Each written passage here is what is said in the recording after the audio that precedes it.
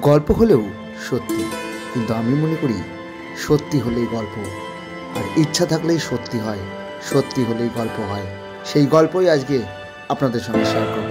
কিন্তু কি সেই গল্প?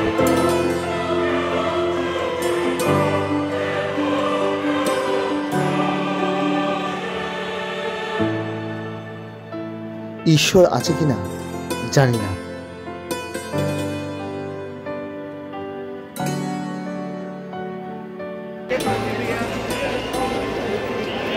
তবে এটুকু জানি, সেবাই ধর্ম, দানই ধর্ম, ভক্তিই ধর্ম।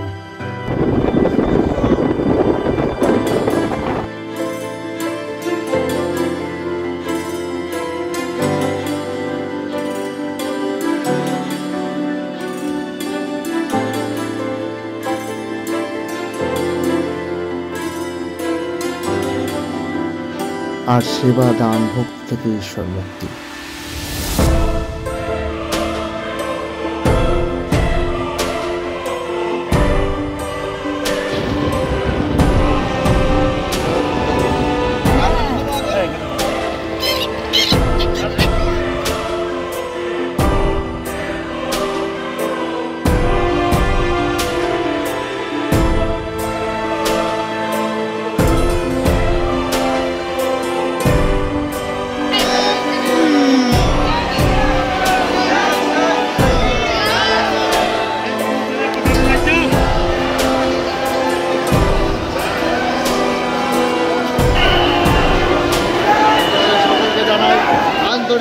শুভেচ্ছা, অভিনন্দন, এগিয়ে আসছে।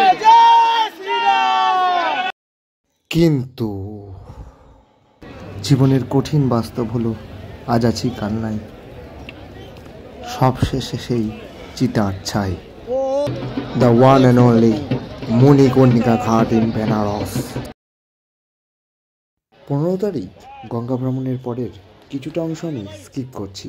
জানি সবাই রেগে গেছেন, কারণ এখনও আসল অংশটাই আমি বাদ রেখেছি। সে অংশটা রাখছি, সেটা লাস্টে, তার জন্য দেখতে হবে পুরো ভিডিওটা। চলুন, পরের দিন আমরা এবার চলে এসেছি 16 তারিখ সকালবেলা। 16 তারিখ সকালবেলা তখন বাজে প্রায় 8টার কাছাকাছি। আমরা তখন বেরিয়ে পড়েছি মেন রাস্তায়। দেখতেই পাচ্ছেন গরুলিয়া চকের কাছে বিশ্বনাথ দেবের মন্দিরে যাওয়ার জন্য অগণিত দর্শক, এবং এইভাবেই কিন্তু প্রত্যেকজন মানুষ, সনাতনী মানুষ কিন্তু এগিয়ে আসছে। যাই হোক, কাজের কথায় আসি এবার। আমরা 14 জন 15 জন ছিলাম। আমরা 3টে অটো বুক করে নিয়েছিলাম। অটো আমাদের মোট 6,600 টাকা নিয়েছিল, মানে 2200 টাকা করে নিয়েছিল। 3টে অটো হয়েছিল, পুরো সাইট সিন ঘুরিয়েছিল আমাদের বারাণসীতে। চলুন স্টার্ট করছি। এখন বাজে 8:30 বেজে। প্রথমেই আমরা চলে যাচ্ছিলাম বারাণসীর একটি ইস্কন মন্দিরে, রাধাকৃষ্ণ মন্দির, যেখানে রাধাকৃষ্ণ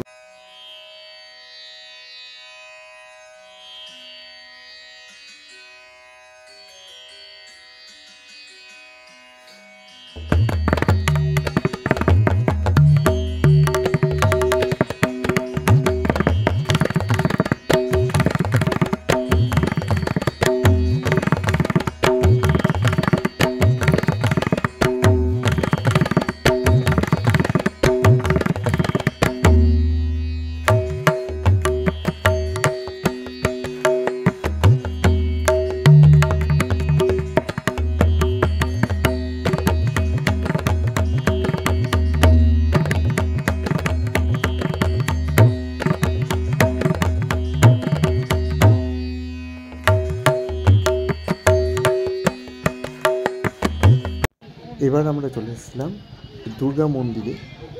বারাণসীর খুব বিখ্যাত এই মন্দিরটি, খুব জনপ্রিয় একটি মন্দির। তো তার কাছেই কিন্তু আমরা চলে এসেছি, দেখতে পারবেন।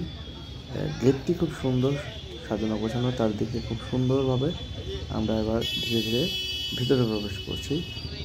বাইরে কিন্তু এরকমভাবে সব কিছু বিক্রি হচ্ছে, এবং দেখুন এখন যা পরিস্থিতি হয়ে গেছে সমাজের, ভগবানের যে দরবার বলেন বা সব জায়গাতেই একটা বিজনেস, এবং সেখানেও তার অন্যতা নয়। আমরা ধীরে ধীরে ভিতরটা প্রবেশ করছি। ভিতরে এরকম উপরে দেখবেন খুব সুন্দরভাবে শেড করা আছে, এবং এখানে প্রথমে ঢুকতেই কিন্তু গণপতি এরকম শিলা, আর এই হলো লকারের সিস্টেম আছে এখানে। এখানে লকারে মোবাইল ঢুকতে দেওয়া হয় না যেহেতু, তাই আমি যাইনি, কারণ মোবাইল অ্যালাউ নেই। বাট ভিতরটা খুব সুন্দর, খুব সাজানো গোছানো, সব কিছু ভালো লাগছে আপনাদের আসলে আশা করি। এবার চলে এসেছি সত্যনারায়ণ তুলসী মানস মন্দির। বিশেষ করে এই মন্দিরটির যে তাৎপর্য সেটা রামকে কেন্দ্র করে, কারণ তুলসী মানস মানে কিন্তু রামের কথা কিন্তু উঠে আসে এবং রাবণের কথা উঠে আসে। খুব সুন্দর একটি মন্দির, চারিদিকে গাছপালা দিয়ে পার্কের মতো সমস্ত কিছু করা আছে এবং খুব ভালো লাগলো এই জায়গাটা এসে। আর সব কিছু কিন্তু এখানে খুব ভালো লাগলো জিনিসটা। আর এবং এতটাই সূর্যের আলো চারিদিক থেকে আসছিল এবং সকালবেলা, তখন আর্লি মর্নিং, প্রায় 9:30 মতো বাজে। আর এই যে সত্যনারায়ণ তুলসী মানস মন্দির, সত্যি অনবদ্য এখানে ফটোগ্রাফির কাজ চলছে। আমরা এবার ধীরে ধীরে ভিতরে প্রবেশ করব এবং ভিতরে ঢুকে আপনাদের সঙ্গে শেয়ার করব। এখানে কিন্তু পাখি দেখতে পাচ্ছি।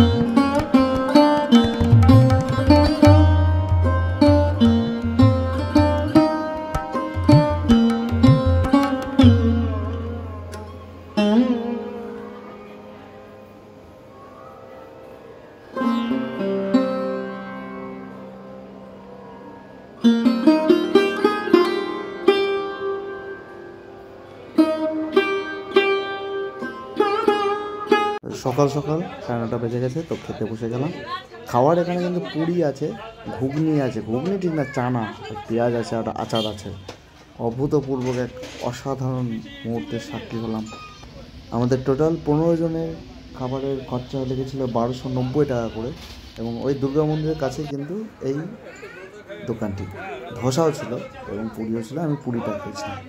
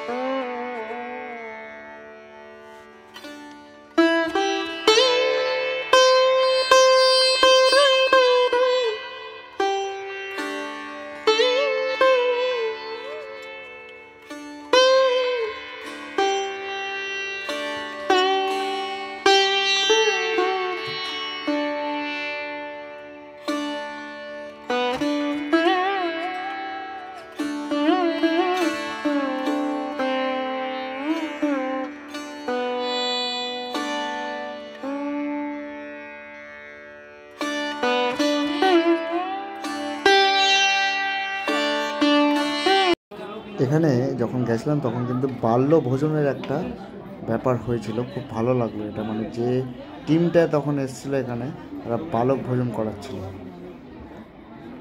এবার চলে এসেছিলাম সংকটমোচন মন্দির। এটি বিশেষত হনুমান মন্দির, বারাণসীর বিখ্যাত একটি মন্দির। কিন্তু এই মন্দিরে কোনো ফটো বা ভিডিও অ্যালাউ নয়, কারণ এখানে একটা বাজে ঘটনা ঘটেছিল 2004 সালে। তারপর থেকে বন্ধ হয়ে গেছে এখানকার ছবি তোলা।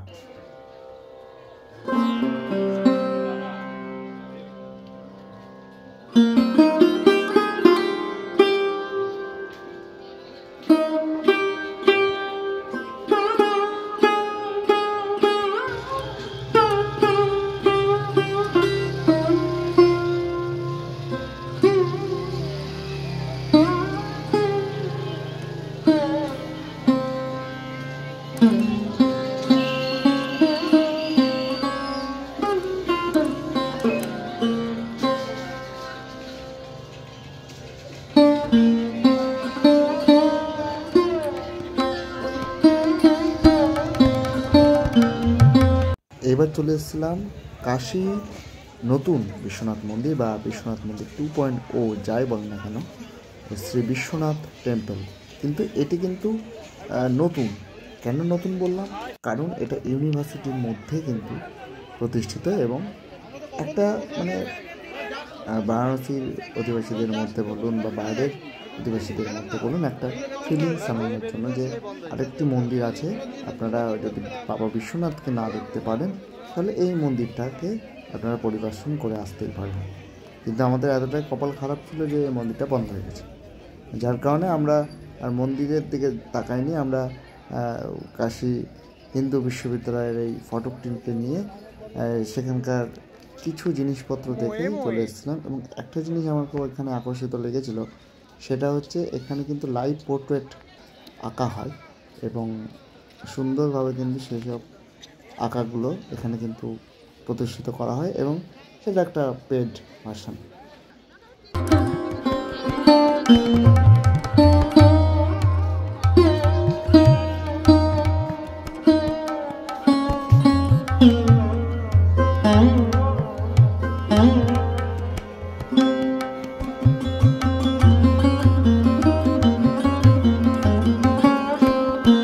এবার আমরা ওই নতুন বারাণসীর শিব মন্দির দেখে কিন্তু রামনগর ফোর্টের উদ্দেশ্যে রওনা দিলাম, এবং তার আগে কিন্তু এরকম বিশাল একটা ব্রিজের সম্মুখীন হলাম, এবং দেখতে থাকলাম কীরকমভাবে এত ভিড়ের মধ্যেও কিন্তু মানুষ এদিক দিয়ে কুম্ভে যাচ্ছে, এদিক দিয়ে সাইট সিন করছে, এদিক দিয়ে অযোধ্যা যাচ্ছে। মানে প্রত্যেকটি দিক থেকে কিন্তু মানুষজন আসছে, এবং এত বড় একটা নদীকে আমরা সাক্ষী রেখে আমরা কিন্তু এগিয়ে যাচ্ছি সোজাসুজি রামনগর ফোর্টের উদ্দেশ্যে।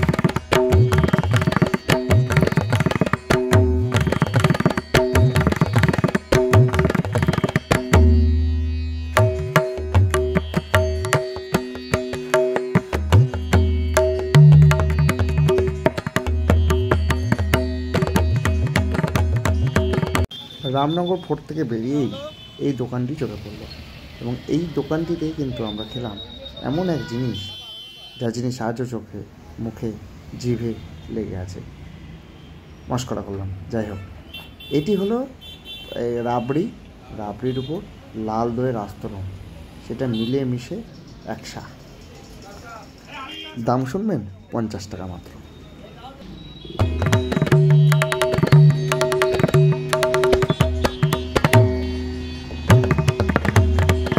এই মুহূর্তে বারাণসী স্টেশন ক্রস করছি, দেখতে পাচ্ছেন বারাণসী স্টেশন কিন্তু আমরা এই মুহূর্তে ক্রস করে গেলাম। সামনের দিকে এগিয়ে যাবো। এবার বেশ কয়েকটি ট্রেনও আমরা দেখতে পারবো, আশা রাখছি।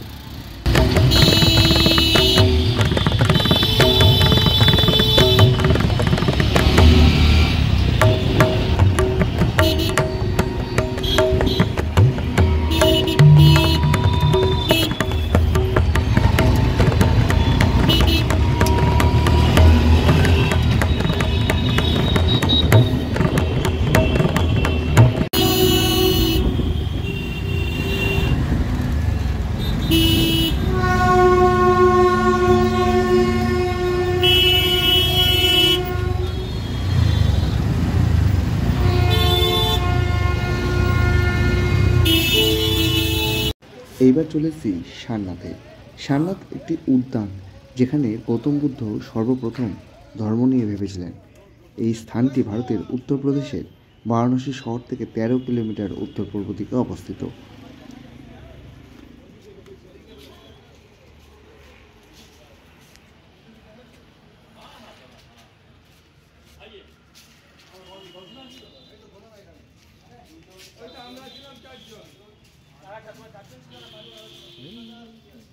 এই সারনাথে গৌতম বুদ্ধ তার ভিক্ষু সংঘের ভিত্তি স্থাপন করেছিলেন এবং ৬০ জনের প্রথম সংঘ ধর্মপ্রচারের জন্য বেরিয়েছিলেন। মহান মৌর্য সম্রাট অশোক বুদ্ধের নির্বাণের প্রায় ২০০ বছর পর বেঁচেছিলেন এবং তিনি যে উৎসাহের সাথে বাণী প্রচার করেছিলেন তার জন্য বিখ্যাত। এই সারনাথ নামটি সংস্কৃত শ্রাঙ্গস্থ থেকে এসেছে, যার অর্থ হরিণের প্রভু। একটি প্রাচীন বৌদ্ধ গল্পে একজন বোধিসত্ত্বের কথা বলা হয়েছে, যিনি একটি হরিণের রূপ ধারণ করেন এবং একজন রাজার জীবন বাঁচাতে আত্মত্যাগ করেন, যিনি একটি হরিণকে হত্যা করতে চলেছিলেন।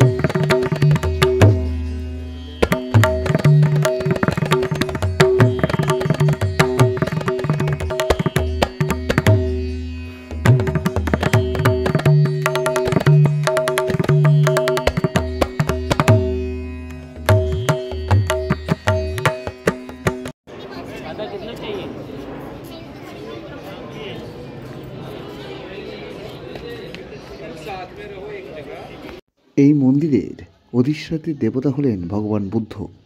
বোধগয়ায় নির্বাণ লাভের পর ভগবান সারনাথে এসেছিলেন এবং এইখানেই তার প্রথম ৫ শিষ্যের সাথে দেখা করেছিলেন।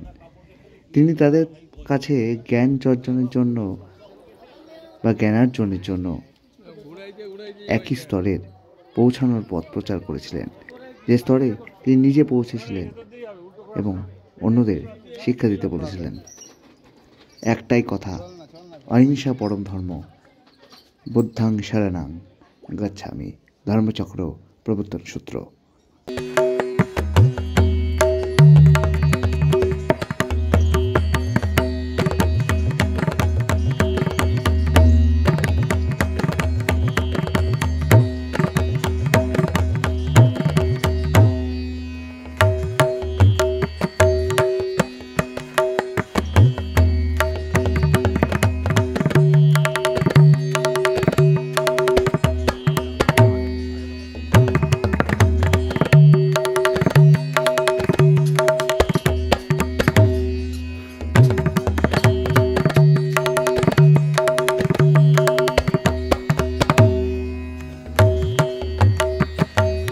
বুদ্ধের পরনির্বাণের পর তার দেহাবশেষ দাহ করা হয়েছিল এবং ছাই ভাগ করে ৮টি স্তূপের নিচে সমাহিত করা হয়েছিল।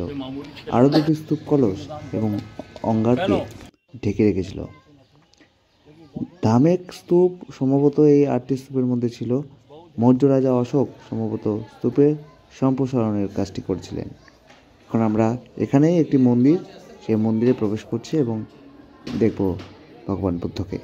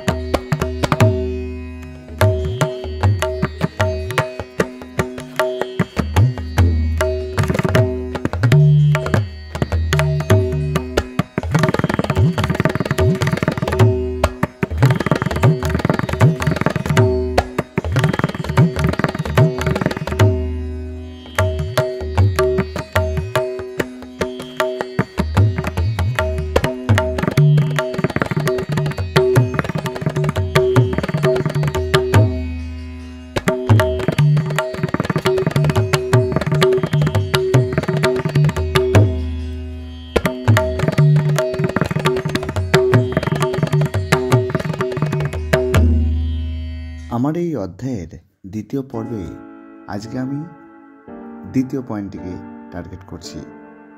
ঠিক ধরেছেন, যেটা আমি স্কিপ করেছিলাম 15 তারিখ রাতে, অর্থাৎ 16 তারিখ থেকে আমি ভিডিওটি দেখিয়েছিলাম, কিন্তু 15 তারিখ রাতের যে অংশটি আমি স্কিপ করেছি সেটাই এখন দেখাবো, অর্থাৎ মণিকর্ণিকা ঘাট।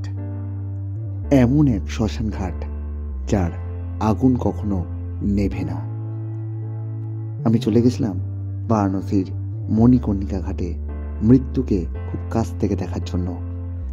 অনেকের কাছেই শ্মশান কিন্তু একটা ভয়ের জায়গা হয়, অনেকের কাছেই শ্মশান একটা পুণ্যভূমি হয়, কিন্তু আমি এখানে যা দেখলাম বা আমরা এখানে যা দেখলাম, এখানকার প্রত্যেকটা মানুষ তাদের কাজের প্রতি নিষ্ঠাবান এবং ফোকাসড। তারা চায় একটা বডি বা একটা শবদেহ যেন সঠিকভাবে পড়ে, সেটাই তাদের লক্ষ্য, সেটাই তাদের রোজি রুটি। আমরা এখন যে জায়গায় দাঁড়িয়ে আছি, এই জায়গাটা খুবই স্পেশাল, কারণ সবাইকে একদিন হয়তো এখানে আসতে হবে। আলটিমেটলি এখানে একটা কথা বলতে চাই, এই যে মৃত্যুটা কিন্তু সমান, কিন্তু জন্মটা কিন্তু আলাদা। একজন গরিব মানুষ সে কিন্তু এক জায়গায় জন্মাচ্ছে, আবার একজন বড়লোক মানুষ সে কিন্তু এক জায়গায় জন্মাচ্ছে। সে মুম্বাইতে জন্মাতে পারে একটা বিলাসবহুল বাড়িতে, কিন্তু একটা গরিব মানুষের ছেলে মেয়ে সে একটা গরিব ঘরে জন্মাচ্ছে।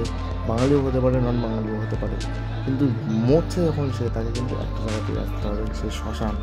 আমি ঢুকতে গিয়ে যেখানে প্রথম দেখলাম সেরকম একটা গলি, সরু গলি, গলির মধ্যে এরকম কাঠের পর কাঠ নিয়ে যাওয়া হচ্ছে, কাঠের যে পোড়ানো হবে সেখানে। এবং আমি উপরে উঠেছিলাম, একদম চাক্ষুষ আমি দর্শন করেছিলাম, এবং সেই দৃশ্যটা আমি আজ অবধি ভুলবো না। এবং যতদিন বেঁচে থাকবো আমার চোখ যতদিন না বন্ধ হবে, আমার নিঃশ্বাস যতদিন না বেরিয়ে যাবে, দেখতে পাচ্ছেন তো সামনের এই ছেলেটাকে, চোখ বলছে, মানে সেও রিয়ালাইজ করছে আমার মতোই যে জিনিসটা আমি দেখে এসেছি। আমার এই কুম্ভ যাত্রা বলেন, বা আমার বেনারস যাত্রা বলেন, বা আমার অযোধ্যা যাত্রা বলেন, সার্থক। আমি একটু সাউন্ডটা আপনাদের শোনাবো একটু পরে, তার আগে আমি কিছু বলতে চাই, আরও একবার আপনাদের সঙ্গে শেয়ার করতে চাই।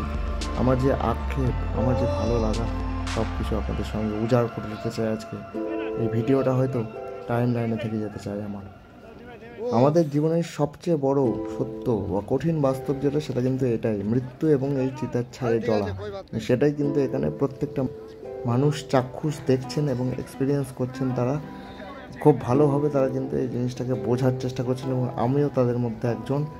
আমি নবদ্বীপ মহাশ্মশানের খুব কাছেই থাকি, আমি কয়েকবার শ্মশানেও গেছি, এবং আমার টার্গেটে ছিল এই মণিকর্ণিকা ঘাটে আসার, এবং সেটা আমি আপনাদের সঙ্গেও শেয়ার করলাম। জানি না কেমন অনুভূতি হচ্ছে আপনাদের, একটু কমেন্ট করে অবশ্যই জানাবেন। কিন্তু আমি প্রথমে ভেবেছিলাম যখন বডি আসবে বা পুরনো হবে তখন সবাই কাঁদবে, দুঃখে থাকবে, কিন্তু এখানে সেই ব্যাপারটা নেই। সবাই এখানে কাঁদছে না, কারণ সবাই জানে যে এই জায়গাটা এমন একটা জায়গা, এখানে আসতে হবেই তাদের, এবং এখানেই ঘুরতে হবে। আর এখানে কিন্তু একটু জায়গাটা তোমার গরম লাগতে পারে, মানে একটুখানি তোমার মাথায় কিন্তু ঘাম আসবে যতই ঠান্ডায় তুমি যাও, কারণ এই জায়গাটা এরকমই। এই জায়গার যে তাপ, এই জায়গার যে অ্যাটমসফিয়ার, এবং এই জায়গার যে এক্সপিরিয়েন্স, সেটা তোমাকে একটুখানি কিন্তু ওয়ার্ম করে দিতে পারে। বা আমি এটুকুই বলবো যে এখানে যারা যারা ভিজিট করে যে বারাণসীতে বা আসছেন, ভবিষ্যতে আসবেন, তারা একবার হলেও মণিকর্ণিকা ঘাটে আসুন। আপনি গঙ্গা ভ্রমণ করুন, কি বাবা বিশ্বনাথকে দেখুন, কি সাইট ভিজিট করুন, যাই করুন না কেন, 1 ঘন্টা টাইম নিয়ে অন্তত একটু মণিকর্ণিকা ঘাটে আসুন, এবং এই যে গরম অনুভব, এই গরম অনুভবটাকে নিজের মধ্যে নিয়ে আসুন। আমি কিন্তু লিটারেলি একদম, দেখতেই তো পাচ্ছেন সামনে দাঁড়িয়ে আছে তারা। এবার সাউন্ডটা শোনাবো, চলুন। আমরা এখন মণিকর্ণিকা ঘাটের কিন্তু খুব কাছে চলে এসেছি। এখানে এরকম একটা ফোর্টের মতো আছে, যেখানে সবাই ছবি টবি তুলছেন, এবং তার সামনে দিয়ে হেঁটে গেলেই কিন্তু এরকম একটা দৃশ্য আমার চোখে পড়লো। ছবি আঁকা হবে এটা, কুম্ভের যে দৃশ্য। আর এই হচ্ছে বাবা বিশ্বনাথের যে লাইন, সেই লাইন কিন্তু এত দূর অবধি বেষ্টিত। এবং এখানে যে এইখানে একটা ঘাট, এটা সম্ভবত নমঘাট। আর এই নমঘাটে কিন্তু বিশাল ভিড়। এই ভিড় অতিক্রম করে কিন্তু আমরা ওই যে উপরে দেখতে পাচ্ছেন চিতা জ্বলছে, দেখতে পারলেন তো? আরেকটু জুম করে কি দেখাবো? দাঁড়ান। এই হচ্ছে নমঘাটের সামনের এই গেটটি। এখান থেকে কাউকে ঠিক যেতে দেওয়া হয় না, 2 সাইড দিয়ে দর্শনার্থীদের ওঠানো নামানো হয়। এবং এখান দিয়ে কিন্তু মেন লাইন যেটা উঠছে বাবা বিশ্বনাথের মন্দিরে যাওয়ার। কিন্তু আমরা এখন যে কারণে, যে জন্য এসেছি, সেই জায়গায় যাচ্ছি। মণিকর্ণিকা ঘাটের এই যে গেট, উল্টো দিক দিয়ে আমরা ঢুকছি, যেহেতু উল্টো দিক দিয়ে আমরা গেছিলাম, সোজা দিক দিয়ে আমরা বেরোবো। তো প্রথমে ঢুকেই কিন্তু এরকম একটা বডি উপরে পুড়ছে, ওই যে আগুন জ্বলছে, তার পাশে কিন্তু এরকম মন্দির, তার মন্দিরের পাশে কিন্তু অজস্র কাঠ আপনারা দেখতে পারবেন। এখানে কিন্তু আসলে একটা আলাদাই মুহূর্ত, চারিদিকে বেষ্টিত।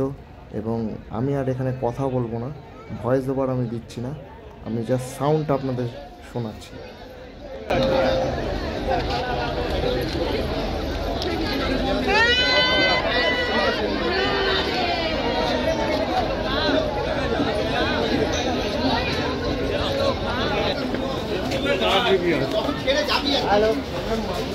উপরে ওঠা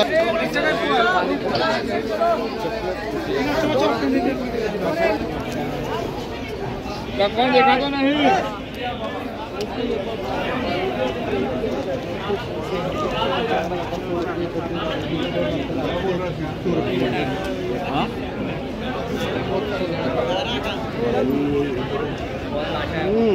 चलो चलो चलो चलो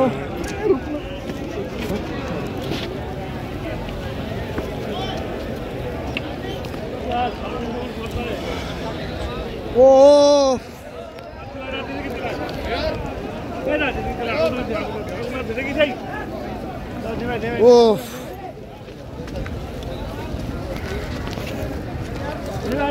अरे ठीक है कोई बात नहीं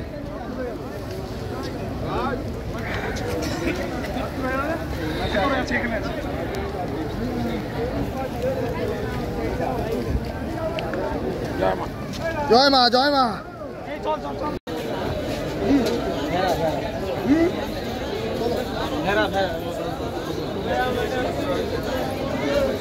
मेहरबानी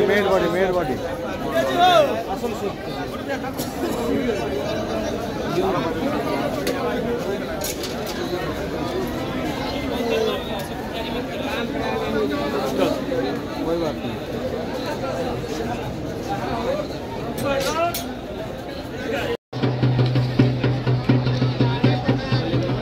अरे एक्सपोजर कम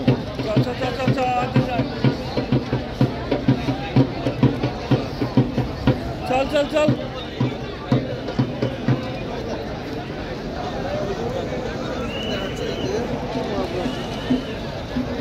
चल रे चलो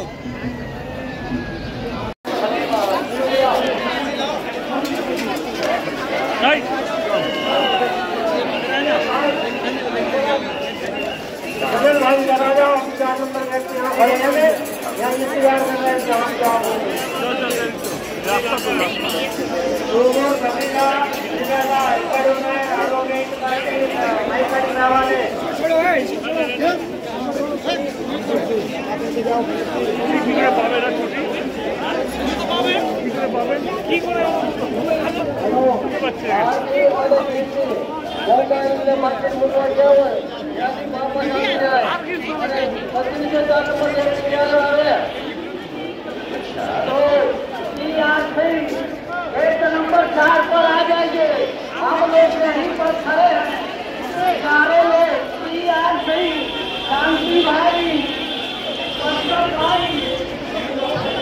पंकज भाई शांति भाई हम लोग यहीं 4 नंबर गेट पर आ गए हैं आप जहाँ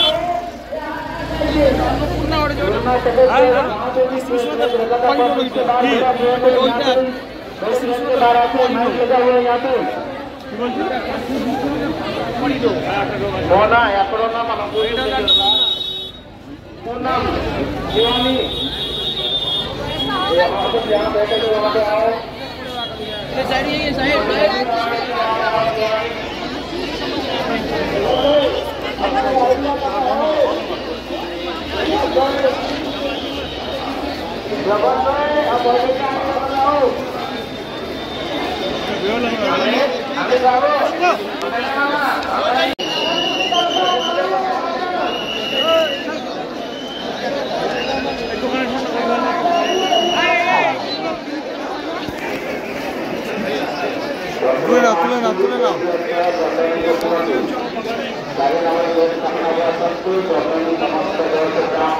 साइड में पकड़ो लो साइड में पकड़ो साइड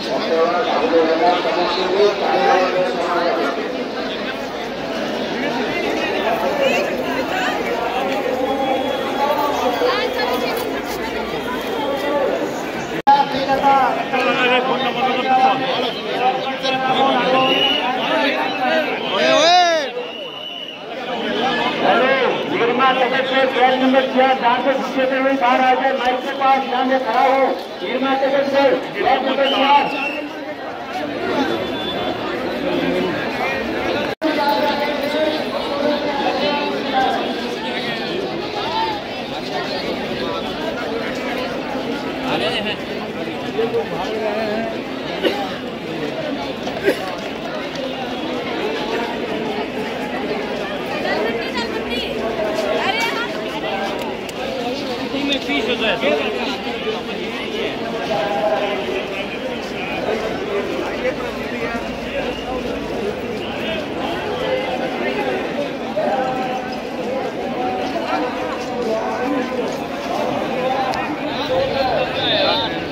এমন খুব কম জিনিসই আছে যেটা আমাকে চুপ করিয়ে দেয় বা কিছুক্ষণ ভাবতে বাধ্য করে।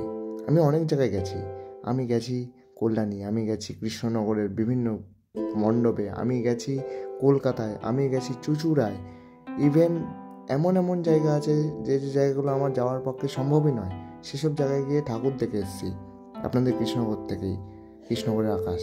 কিন্তু আজকে আমি এমন এক জায়গায় দাঁড়ালাম, সব কিছু যেন আমার পিছনে, আর আমি একটা সত্যের সামনে, মৃত্যু। আমি যখন উপরে উঠলাম না, 1 মিনিটের জন্য হলেও আমি যেন কোথায় চলে গেলাম আমি নিজেই বুঝতে পারলাম না। মনে হলো যেন ব্ল্যাঙ্ক হয়ে গেছি, ব্লাইন্ড হয়ে গেছি, পুরো স্তব্ধ হয়ে গেছি পুরো। আমি কে, কোথায় আমি?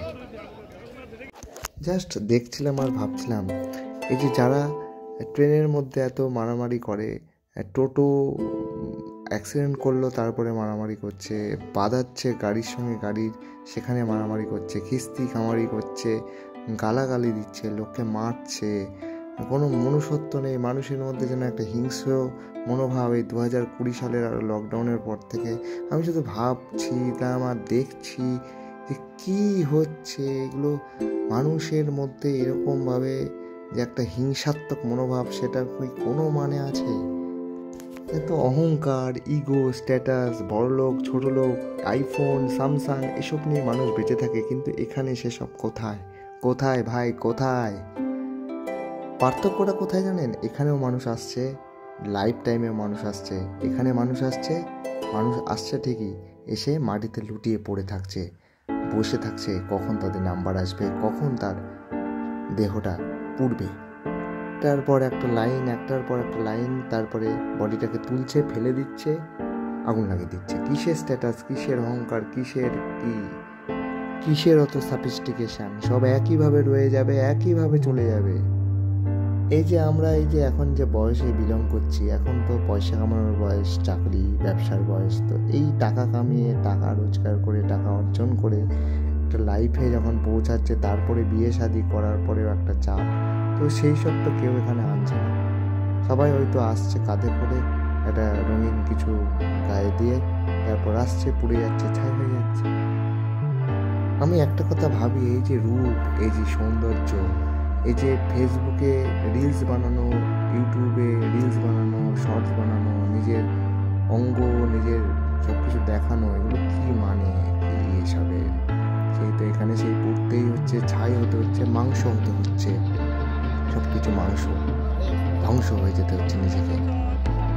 এখানে একটা ফিলিং হতে পারে যে এই যে ছাই, অনবরত ছাই উঠছে, তার একটা গন্ধ, মাংস পচার একটা গন্ধ নাকে আসতে পারে। যাই হোক, শেষ করবো একটা দিয়েই, আমাদের কাছে দুটো জীবন আছে। দ্বিতীয় জীবনটা শুরু হয় যখন আমরা বুঝতে পারি আমাদের কাছে একটাই জীবন আছে। আর সেই এক জীবনেই 144 বছরের রেকর্ড ব্রেক করতেই কিন্তু চলে গেছিলাম আপনাদের আশীর্বাদ ভালোবাসাকে সাথে নিয়ে, আপনাদের আশিসকে সাথে নিয়ে সেই সঙ্গমে প্রয়াগরাজের সঙ্গমে। স্টে টিউনড পরবর্তী ভিডিওর জন্য। জয় মহাকুম্ভ।